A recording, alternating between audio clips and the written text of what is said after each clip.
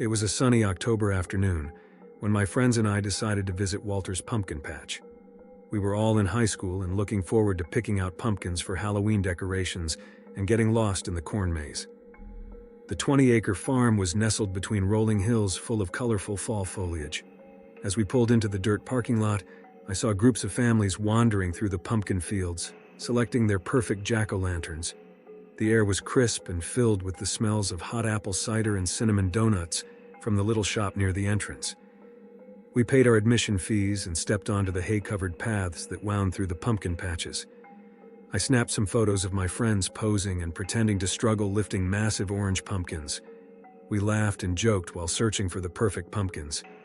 After selecting some moderately sized ones that weren't too heavy to carry, we made our way to the corn maze. It was nestled towards the back of the property. Tall stalks of corn soared above our heads, rustling in the breeze. Before we entered, an old farmer approached us. "You kids be careful in there," he said. "It's mighty easy to get turned around. I'd advise staying close together and keeping an eye on the time. Wouldn't want you getting lost once it starts getting dark." "No problem," my friend Josh said.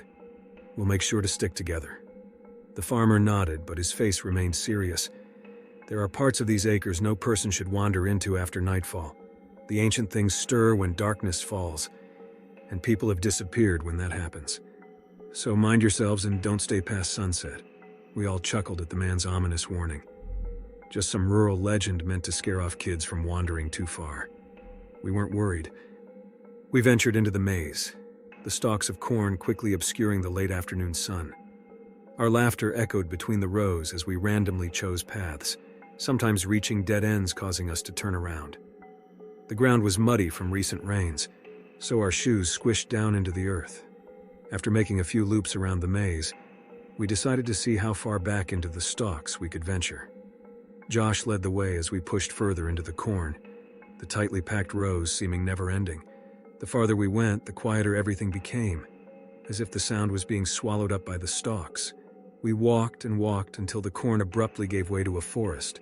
The trees here were densely packed, branches twisting together to form a canopy overhead.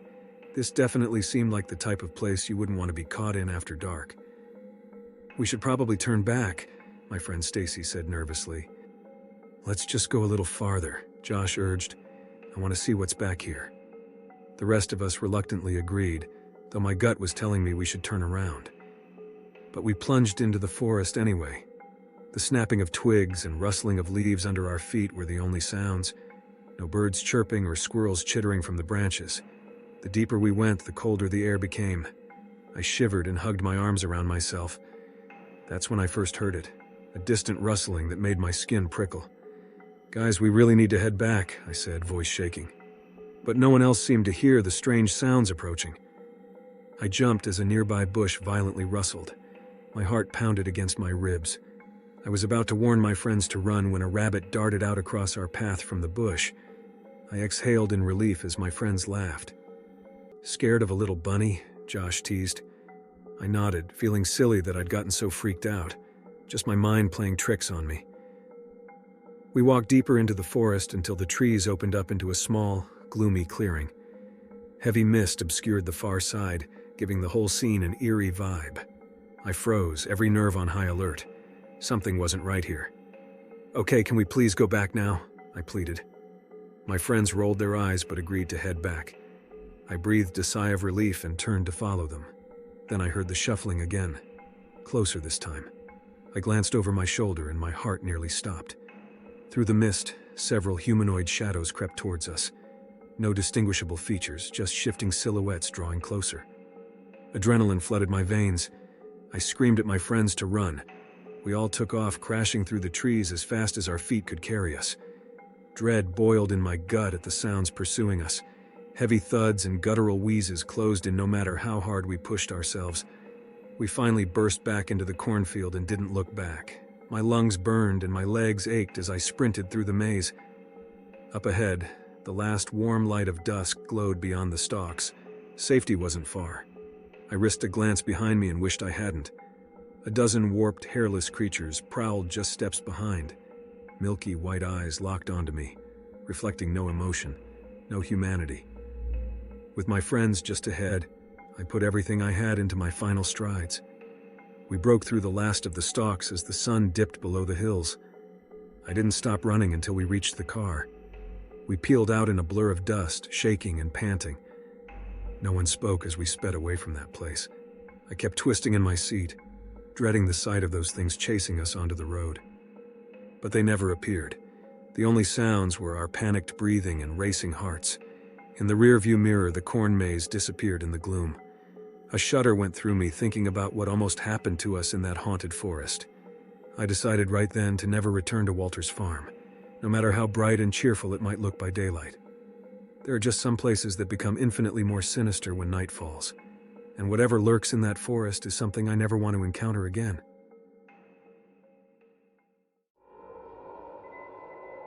It was a Thursday afternoon when I hopped in my car and started the long drive from the city out to the suburbs.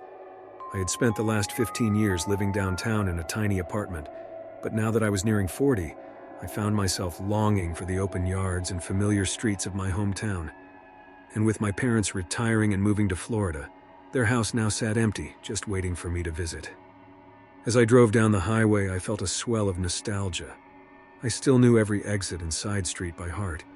The trip flew by as I got lost in memories of high school football games, hanging out at the mall with friends, and coming home late after dates. Before I knew it, I was turning onto Elm Street, my childhood street, and there it was, my parents' house. It looked almost exactly the same, the grass a little longer, and the paint a little duller. I parked at the curb and walked up the front path.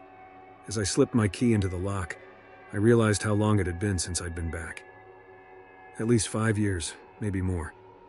The door creaked open and I stepped inside. I was immediately overwhelmed by the familiar smell, that distinct scent of home. I ran my hand along the wall and flipped on the lights. Looking around, it was like stepping back in time. The furniture sat just where it always had, the big brown armchair angled in the corner, the floral sofa against the back wall, the TV cabinet tucked on the side. After a quick tour, I was startled to feel my stomach grumbling. I had gotten so lost in nostalgia that I'd forgotten to eat lunch. I headed to the kitchen to see what might still be in the pantry.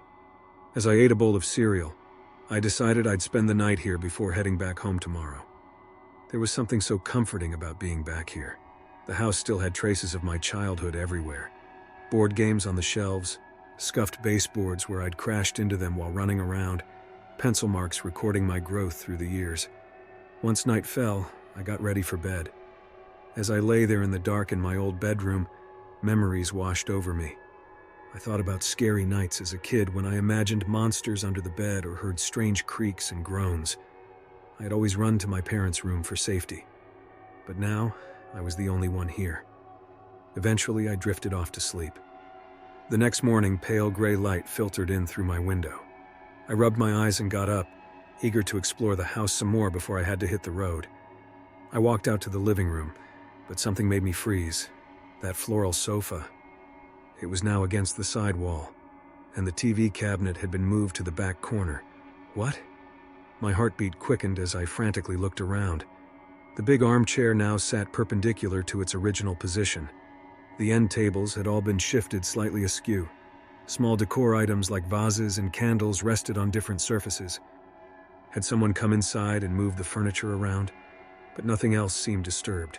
I checked the lock on the front door. It was still bolted from the inside. Every window was still shut tight. My car sat undisturbed out front. A chill ran down my spine as I stood there utterly confused.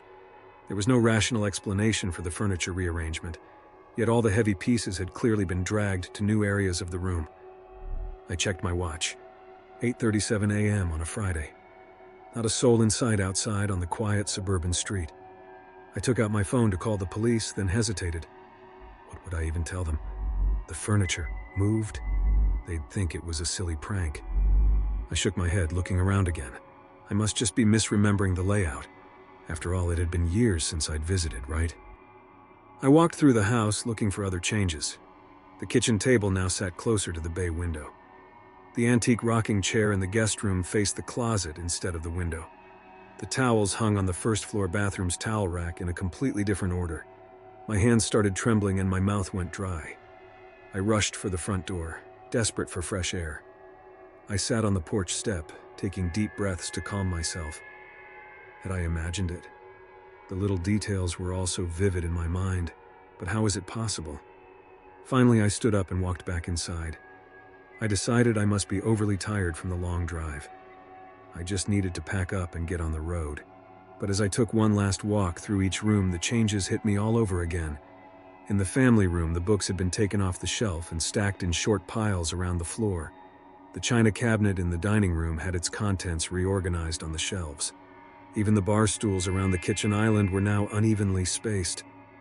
This was real. Something, or someone, had moved the furniture. I raced upstairs and grabbed my bag out of my bedroom, not even bothering to change. Leaving wasn't even a question now. I had to get out of there. But as I reached the bottom of the stairs, I froze. Through the hall archway, I could see directly into the living room. The floral sofa had once again been moved. It now stood eerily in the center of the room, facing away from the walls. Whoever was doing this was still in the house. The hair on the back of my neck stood up as I held my breath. I wanted to run, to get the hell out and never come back. But my legs shook too violently to take another step. The silence rang in my ears. Something had brought me here, made me stay the night.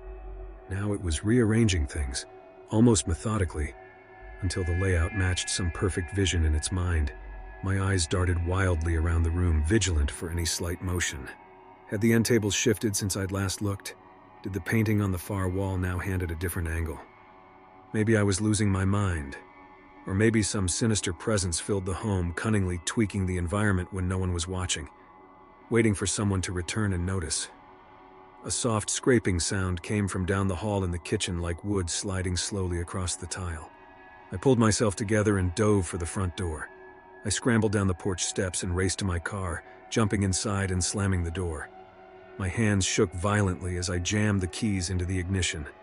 The engine sputtered once, twice, but wouldn't turn over. No, please, no.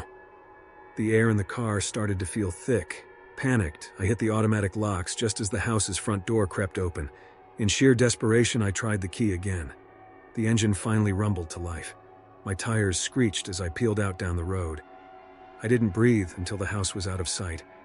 I'll never know what twisted game was being played, but it wanted me there. Wanted me to stay the night and experience its sick handiwork. I've tried to convince myself it was all in my mind, but one image lingers.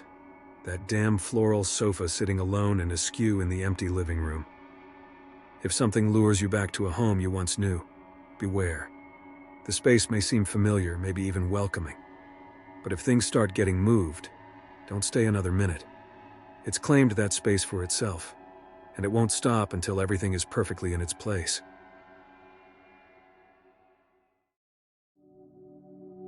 I woke up this morning feeling off. I can't quite put my finger on it, but something just doesn't feel right. As I go about my usual Saturday morning routine, I try to shake the unsettled feeling. After eating some breakfast, I decided to head downtown to run a few errands. As I'm walking down the street, I pass a telephone pole plastered with flyers. One in particular caught my eye.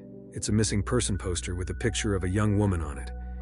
She looks vaguely familiar, so I stop to get a closer look. When I see the name printed below the photo, my blood runs cold.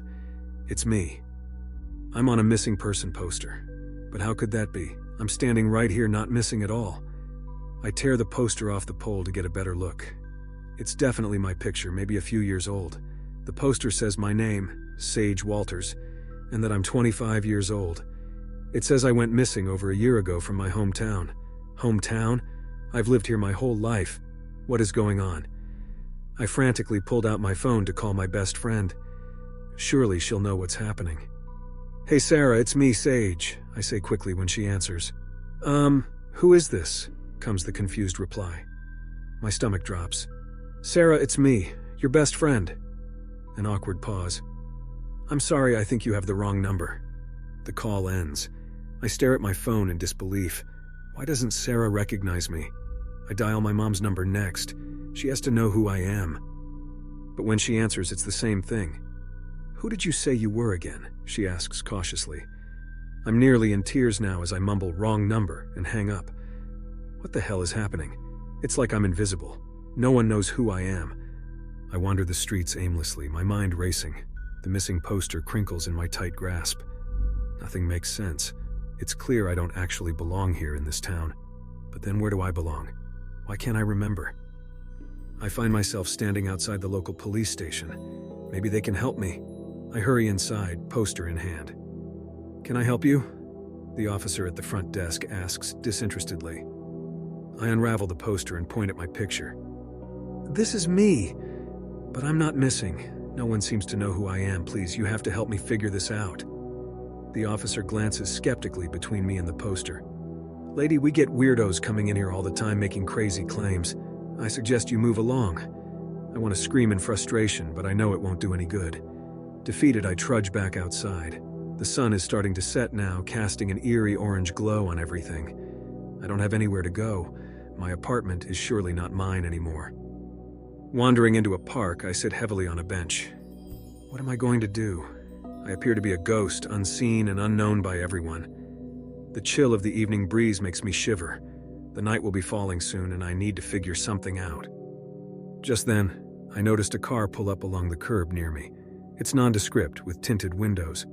The driver's side window rolls down, and a gruff male voice calls out, "Hey, are you Sage?" I freeze. Someone recognizes me. "Yes, I'm Sage," I reply eagerly, jumping up from the bench. "Get in, kid. I'm here to take you back home where you belong." Every nerve in my body screams at me not to get in this strange car. But my intense longing to understand what's happening overrides my fear. I rush over and get inside. As we drive, the man explains that I disappeared one night over a year ago without a trace. Everyone back home has been worried sick about me. But now, thanks to a tip, I've been found at last. I should feel relieved, but his story makes no sense. I have no memory of this so-called home or these people who are supposedly so worried about me. And if it's been over a year, why do I still look exactly the same as in my missing poster? Unease prickles over me as we pull up a long dirt driveway lined with looming trees. At the end is a towering, decrepit building that looks like it was once a psychiatric hospital. The windows are all boarded up, and warning signs are posted all around the perimeter. "Why did you take me here? I want to go home," I demanded in a panic. "Oh, but Sage, you're home. Don't you recognize it?" His tone sends chills down my spine. He grabs me forcefully and drags me out of the car. I scream and fight with all my strength, but it's useless. He's too strong. He hauls me through the front doors into a dark, musty lobby. I spotted a desk with a dusty plaque that read Shady Brook Asylum. "No, let me go," I sob. "I don't belong here." The man laughs cruelly. "But of course you do, my dear. This is where we treat sick, delusional girls like yourself. You've been here for over a year now. It's time you accepted that and stopped pretending you have any other home or life." With that, he shoves me into a small padded cell and slams the heavy door shut, locking it behind him. I claw desperately at the door, screaming until my voice goes hoarse. But it's useless. No one is coming to let me out. This is where I'll stay, lost and forgotten for the rest of my days. The girl on the missing poster will remain missing forever.